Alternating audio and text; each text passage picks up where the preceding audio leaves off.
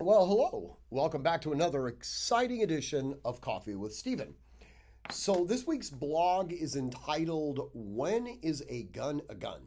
And it's about a case that I've been working on for a number of months.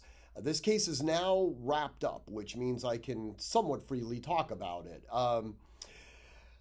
It's an interesting one, and one where I wasn't actually the advocate. I wasn't the criminal defense attorney. I was brought into the case initially as a consultant and then subsequently as an expert witness. A little bit of a backstory on this.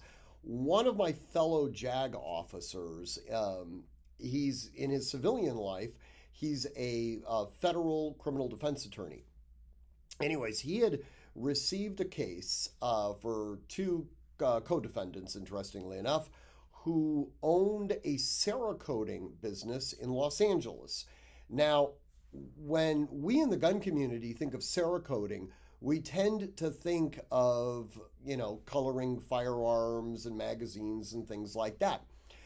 Unbeknownst to me, to be quite honest with you, Cerakoting is a much broader industry than I realized. A number of products are Cerakoted, everything from ashtrays to car parts. I had no idea. I knew that there was some ancillary Cerakoting that had taken place. I didn't realize that honestly guns represent the ancillary market for Cerakoting. The majority of these things are somewhat industrial. In any event, these two particular guys owned a Cerakoting company back in 2015, so quite a few years ago. During that time, we had that whole thing with people buying 80% lower receivers. They started a little process where they would sell the client an 80% lower receiver. The client would then go over to another machine shop, a totally unrelated business, where they would have it milled out. They would go through the process of converting it into a personally built firearm. Once that had been completed, they would come back to the shop and they would have it Cerakoted in whatever color they were looking to have it made into. Some of these individuals also wanted to fully build out their firearms. They would order parts, unregulated parts, because as all of you guys know, barrels and stocks and the internals for the lower receiver are unregulated. Now, in the process of doing this, some individuals would tell the people behind the counter, the clients, hey, I don't know how to actually build out this weapon. Could you do it for me? I'll kick you an extra couple of bucks. And they agreed to. And so that became the basis for this case. A couple of undercover ATF agents went into this facility, ended up buying an 80% lower receiver. They milled it out themselves. They came back. They ordered these additional parts, and then they paid the defendants to snap everything together. They were subsequently arrested and charged with manufacturing firearms without having an FFL. Now, when the fellow attorney, Jerome, contacted me, and he's not a gun guy, so he was originally calling me to kind of understand the nature of this case. I said, I don't believe your clients did anything illegal. There is, the unregulated part, the all of the upper receiver, the stocks, and everything like that.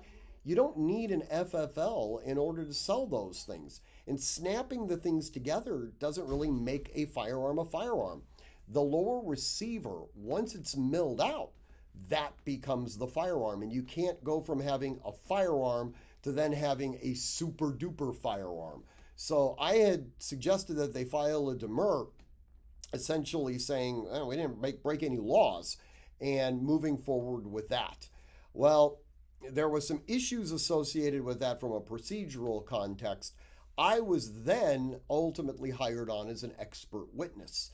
And this is where things got really interesting because the assistant U.S. attorney sought to have me dismissed from the trial effectively as not having the requisite qualifications for being an expert witness for two very specific things. And he wrote a 25-page motion on this. And the two things I think are instructive about the government mentality. The first reason that he didn't want me to be an expert witness in this case was that I'm a criminal defense attorney. And after all, as a criminal defense attorney, I'm biased. Now, forget the fact that he has his own expert witnesses. In this case, the expert witness was somebody working for the ATF. And arguably speaking, they would be just as biased as I was. So that, I thought, was completely immaterial. But the second one, and the more troubling one, was what you're watching right now. These videos and the blog that's associated with these videos. The assistant U.S. attorney, and I suspect an entire army of other assistant U.S. attorneys, went through all of my blog entries. I think I'm up at about like 900 at this point. But they read every single one of my blogs, and they effectively said that since I write this blog, the overarching understanding of my position from reading these blogs is that I have a distrust of government. Now, while I would say that is absolutely accurate, I would suggest that this was sort of how our government was formed. The reason we have a constitutional republic is that our framers distrusted the government, okay? That's kind of why we have this system. And in fact, by making that argument, it would be suggestive that he doesn't.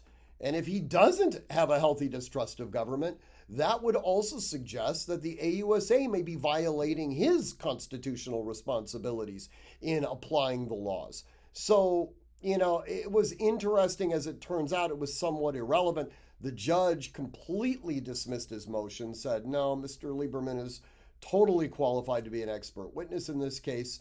That might have been what ultimately caused the assistant U.S. attorney to offer a fairly sweet plea negotiation to the defendants, which they ultimately took. Now, I was not happy about that. I actually didn't want them to plead.